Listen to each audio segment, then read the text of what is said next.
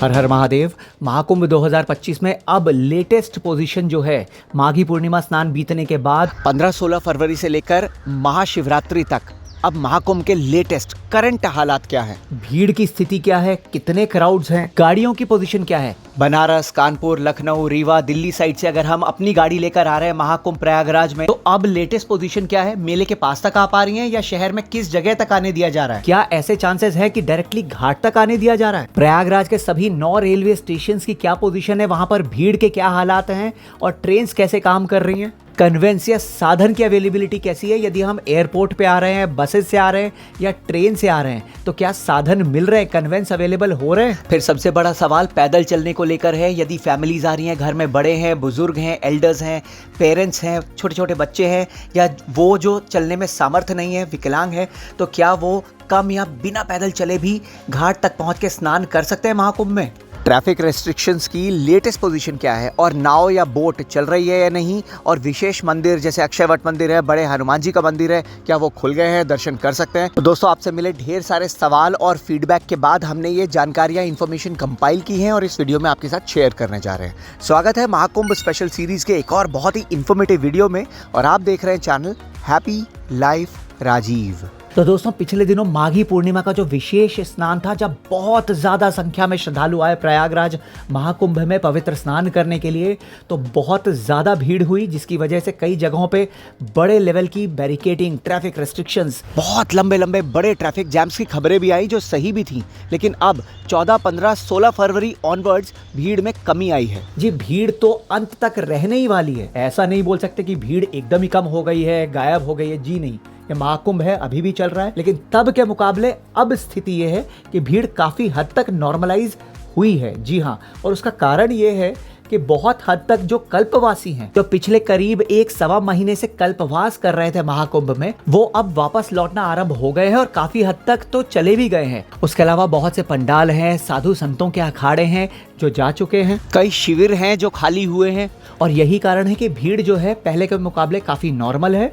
और अब आप यदि अपने परिवार के साथ आने की सोच रहे हैं, तो ये बेस्ट टाइम यदि कह दिया जाए तो गलत नहीं होगा। हमने पिछले वीडियोस में भी आपसे शेयर किया था कि 14 फरवरी या उसके बाद से यदि आप आते हैं करीब 23 फरवरी तक, क्योंकि 26 को जो है वो महाशिवरात्रि है, सबसे बड़ा पर्व है, और उसके लिए भीड़ बहुत ज़्यादा दोबारा एकत्रित हो सकती है। तो 14-15 फरवरी से करीब 23 फरवरी के बीच 14-15 फेब टू 23 फेब, ये डेट्स की विंडो ऐसी है जो बहुत ही अच्छा, बहुत कंफर्टेबल टाइम है यदि आप पूरे परिवार के साथ घर के बड़े बूढ़ों बच्चों को लेके महाकुंभ में आके स्नान करना चाहते हैं। तो कई सारे व्यूअर्स ने कॉमेंट किया है, जानना चाहते हैं, पूछ रहे हैं कि किन सेक्टर्स में अभी भी भीड़ ज़्यादा है, बैरिकेडिंग है, कहां तक जाने में रोका जा रहा है, कहां तक गाड़ियां लेके नहीं जा सकते। पूरे महाकुंभ क्षेत्र में, जैसा हमने पहले भी आपको बताया, कि 25 सेक्टर्स में डिवाइड किया गया है इसे, और 42 घाट है। पूरे 42 के 42 घाट जो है वहां पर लोग जाके स्नान कर रहे हैं।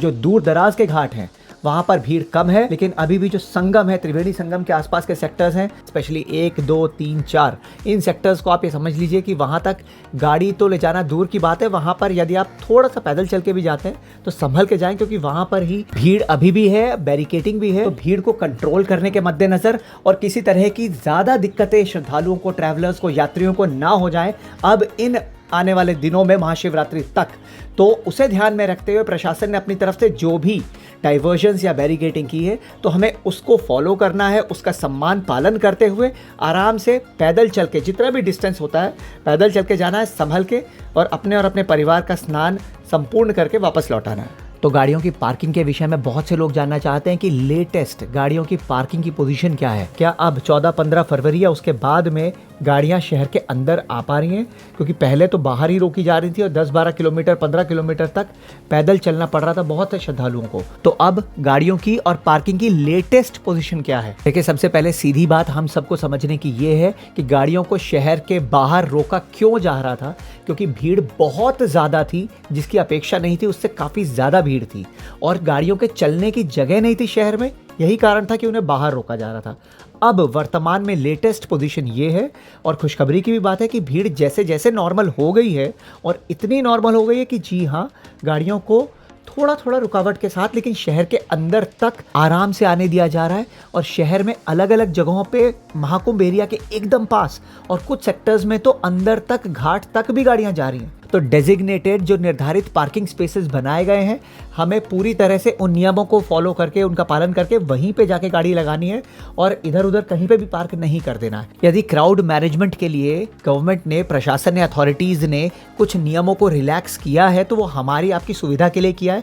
तो हमें उनका फायदा, उनका लाभ उठाना है, लेकिन उन्हें मिसयूज नहीं करना है। आइए अब आपको बता देते हैं कि अगर आप अलग अलग रूट से प्रयागराज महाकुंभ आ रहे हैं अब या फिर आने वाले दिनों में महाशिवरात्रि तक, तो फिर क्या पोजीशन है, कहां तक आपकी गाड़ियां आ पाएंगी। तो ध्यान से सुनिए दोस्तों, अगर आप लखनऊ साइड से आ रहे हैं प्रयागराज महाकुंभ में स्नान करने के लिए अपनी गाड़ी से, तो अब आपकी गाड़ी छोटा बघाड़ा, बड़ा बघाड़ा, सेक्टर 6 और 7 जो है, या फिर IERT ग्राउंड तक आराम से आ सकती है।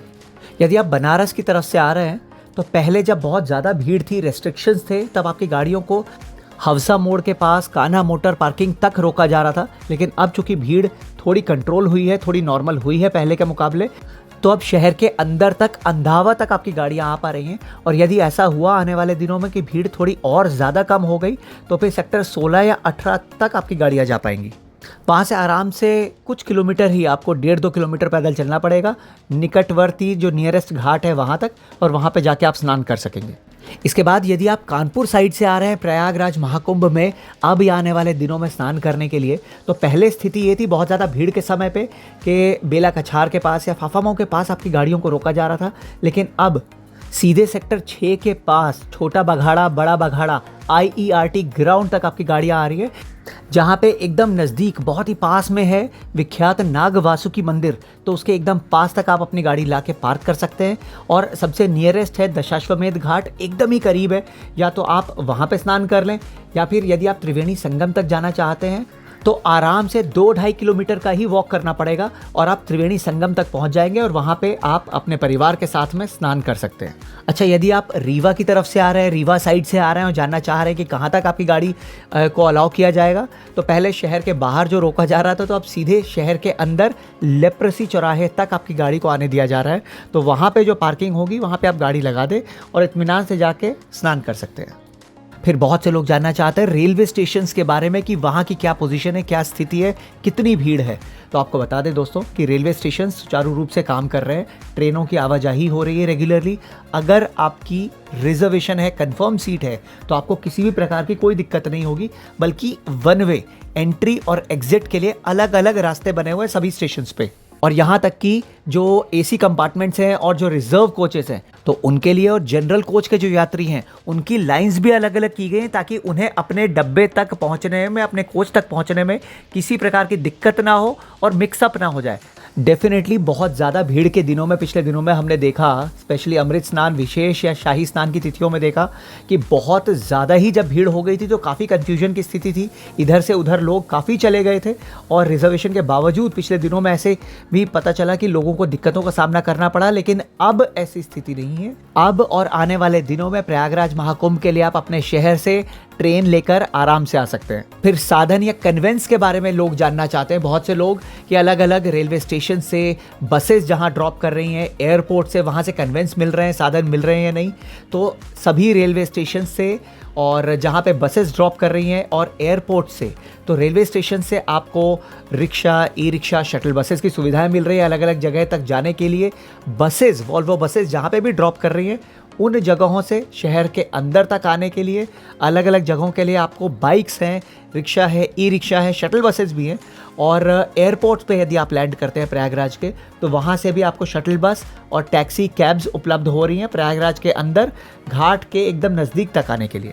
बोट के बारे में, नाव के बारे में बहुत से लोग जानना चाहते हैं कि क्या वो अभी रेगुलरली फंक्शन कर रही हैं, क्या नाव चल रही है। जी हाँ, बोट की सर्विसेज रेगुलरली चल रही हैं और नाव या बोट आपको उपलब्ध हो जाएंगी। अगर आप जाते हैं संगम में, त्रिवेणी संगम में स्नान करने के लिए, तो अलग अलग जगहों से जो हैं, अरेल घाट, वहाँ से आपको बोट मिल रही हैं, किला घाट है, वहाँ से मिल रही हैं, या फिर बोट क्लब, उधर आप पहुँच जाएं। रेगुलरली बोट या नाव की सर्विसेज चल रही हैं। तो क्या बड़े हनुमान जी का मंदिर है, अक्षय वट है, वहाँ पे जाके हम दर्शन ले सकते हैं? जी हाँ दोस्तों, पिछले दिनों जब विशेष स्नान थे, पर्व थे, अमृत स्नान की, शाही स्नान की तिथियां थी, तब बहुत ज़्यादा भीड़ को देखते हुए क्राउड काफ़ी ज़्यादा मैसिव था। इस वजह से इन्हें बंद रखा गया था, लेकिन अब चूंकि क्राउड काफ़ी हद तक नॉर्मलाइज हो गया है और धीरे धीरे हो भी रहा है, तो अब आप यदि चाहें तो आप संगम पे जाके स्नान कर लें और एक छोटी सी परिक्रमा ज़रूर कर सकते हैं कि किला घाट की तरफ जाएं। वहाँ से होते हुए आप अक्षय वट है, बड़े हनुमान जी का जो लेटे हुए हनुमान जी का मंदिर है विख्यात, तो वहाँ पे जाके दर्शन ले सकते हैं। भीड़ डेफिनेटली है, लेकिन इतनी ज़्यादा नहीं है कि वहाँ पर इन्हें बंद करने की नौबत आ जाए। तो अब यदि आने वाले दिनों में आप प्रयागराज महाकुंभ आ रहे हैं स्नान करने के लिए, तो ना सिर्फ आप त्रिवेणी संगम तक जाके, संगम में जाके डुबकी लगा पाएंगे, पवित्र स्नान कर पाएंगे, बल्कि इन सभी मंदिरों के दर्शन भी कर सकेंगे। एक और बात दोस्तों, यदि अभी भी कुछ जगहों पे आपको महाकुंभ में ज़्यादा भीड़ यदि कहीं पे नज़र आती है, तो उसका एक और कारण है कि अभी भी मेला क्षेत्र में कई जगहों पर भागवत कथाएं चल रही हैं, साधु संतों के कार्यक्रम चल रहे हैं। तो वहाँ पे श्रद्धालु उनकी कथाओं को, उनके वचनों को सुनने के लिए एकत्रित होते हैं, और इनमें से बहुत सारे लोग ऐसे हैं जो पहले से ही ऑलरेडी स्नान कर चुके हैं। तो आने वाले दिनों में यदि आप आ रहे हैं अकेले या अपने परिवार के साथ में, तो आप आराम से आके स्नान कर सकते हैं, या तो त्रिवेणी संगम पे, या फिर आपकी सुविधा या अपनी सहूलियत के, अपने कंफर्ट के हिसाब से जो भी घाट आपको सूट करता है, सबसे निकटवर्ती या नियरेस्ट, वहाँ पे जाके आप स्नान कर लें। तो दोस्तों, हमें पूरी उम्मीद है कि महाकुंभ से जुड़ी हुई ये लेटेस्ट इन्फॉर्मेशन और जानकारियाँ आपके लिए मददगार होंगी, हेल्पफुल होंगी। अगर कोई भी और जानकारी आप चाहते हो, कोई भी आपका सवाल हो, तो कमेंट्स में आप हमसे पूछ सकते हैं। वीडियो को लाइक और शेयर जरूर करते चलें, और ऐसे ही रेगुलर इन्फॉर्मेटिव जानकारीबद्ध ट्रैवल वीडियोज़ के लिए चैनल हैप्पी लाइफ राजीव को सब्सक्राइब करते चलें। बहुत बहुत धन्यवाद।